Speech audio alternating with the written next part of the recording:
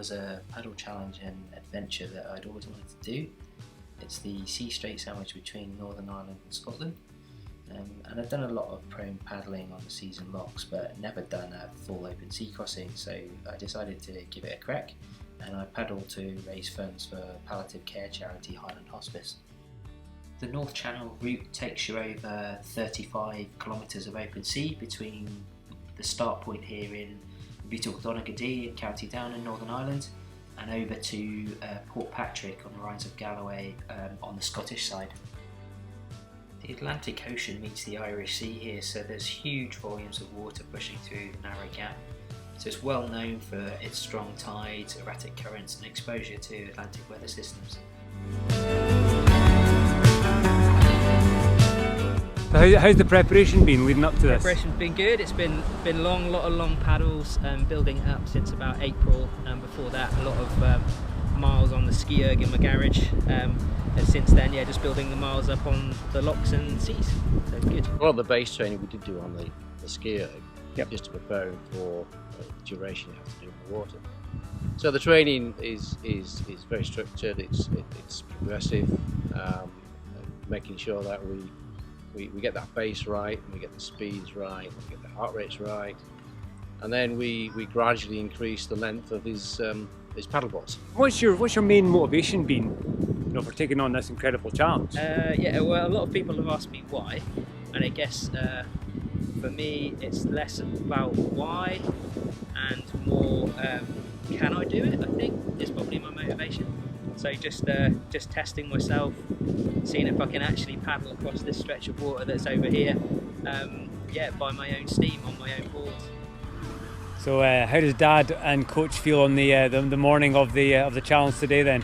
I feel okay about it. Yeah. Because if you've done the work, yeah, then you know you can do it. It's now in the head, and he's got a good mental approach to these things. And of course, we are within the lack of the weather and the tides. So we're just going to have to see about how it goes. There's a lot of variables, but you're fit enough, you feed, you keep moving, you should be fine. 3, 2, go! Go! Hey! Woohoo! And we are off.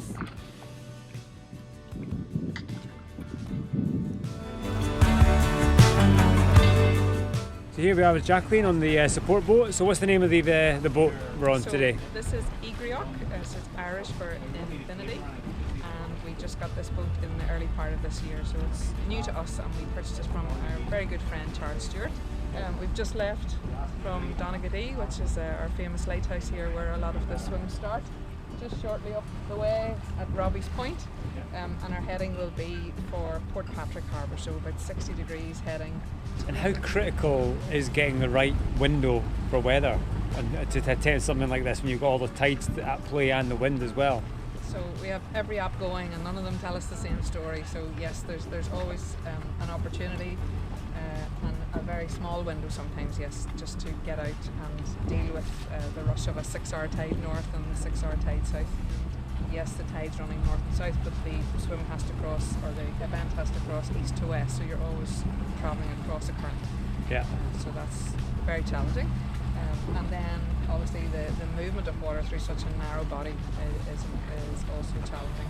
And we have to stay within the Admiralty chart, so 2198 is our challenge, to stay within sort of north and south of Scotland, and obviously on the Northern Ireland side as well. A slightly choppy bit of sea, so we're going to have a quick chat with the captain, Podrick. So how's it going so far? Excellent, it's planned. Yeah. Very consistent, which helps out here. Yeah. The current is all over the place at the moment, coming off the couplings. Yeah. So I'm trying to change his course as much as possible to keep him in the straight line, which is quite hard. It looks like it's quite difficult to constantly change, but unfortunately that's what the current's doing, is twisting the boat and twisting him. We are trying to use this current to actually push us towards Scotland a wee bit better. Yep. A wee bit faster. So I think he was saying earlier that he feels as if he's getting pushed. From the second hour on, some strong winds to the south had churned up the channel, So it got a bit messy and awkward on the conditions front. You had randomly breaking waves sort of stopping you dead or twisting you off course, so that was a bit of a challenge and a bit of a momentum sapper to work through. So what are you thinking in terms of today's conditions? Not as good as we thought it was going to be, but we were taking a chance between two bits of bad weather. Yeah. So there hasn't been any wind, which is usually a good job, but there must be plenty of wind south. There's a choppy out wave here coming. It's got no real pattern to it, so it doesn't really lend itself to the paddleboard, Yeah. Prone Paddleboard. But he's doing extremely well.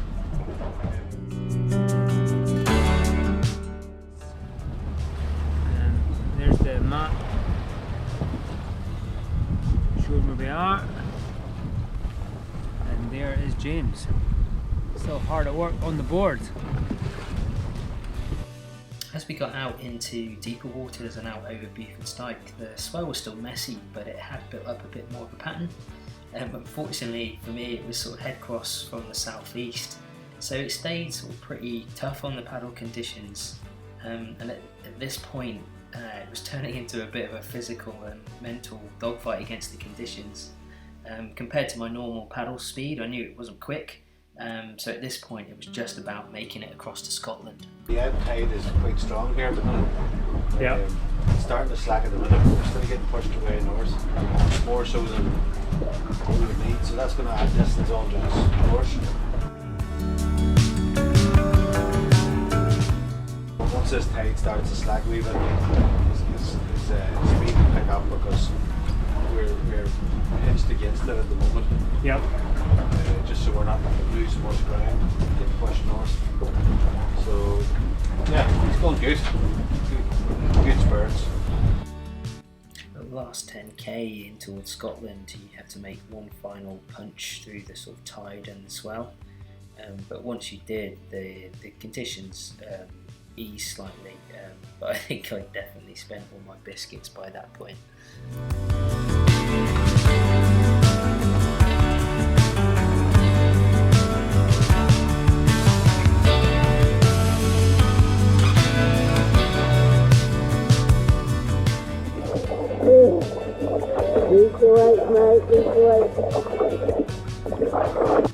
Come on, sprint finish for the camera. Yeah. This is my sprint.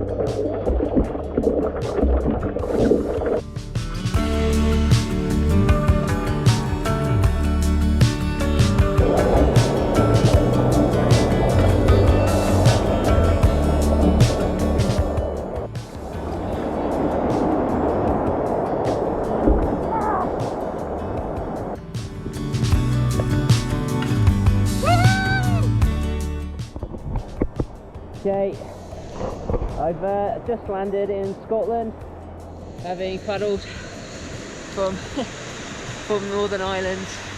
About 7 hours and 20 minutes of paddling. That was incredibly tough. It's like paddling for 7 hours in a washing machine, but look at this beach that I have landed on today.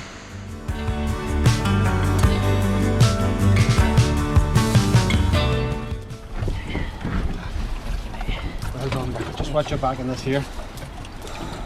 Thank you so much, man. That was tough, boy, that was tough.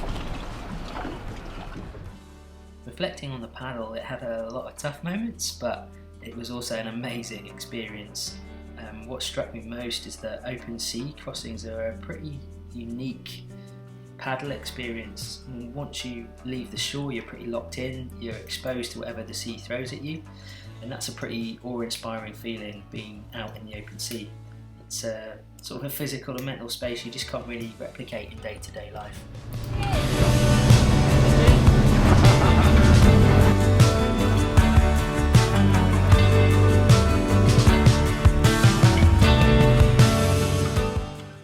With the awkward conditions, it wasn't quick for me. It was more a gritty, sort of salt in your face, grind it out style paddle. But in the end, that didn't matter. I successfully made the crossing from Northern Ireland to Scotland, which for me is a life goal complete. and along with raising around £1,800 for Highland Hospice, I'm hugely proud of that, and I'm grateful for all the people who helped me complete my journey over the North Channel.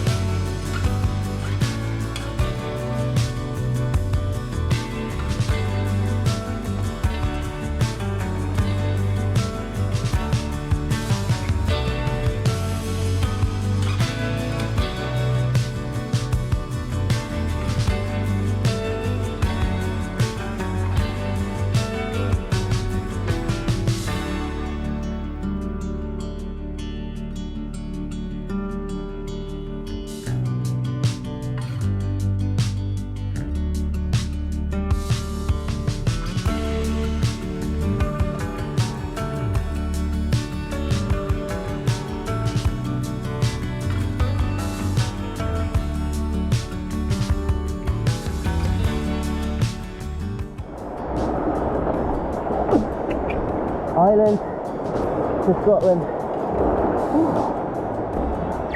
I don't think I'm quite done with the North Channel yet. I'd like to come back and try it again at some point. I think with better conditions, but they're hard to come by.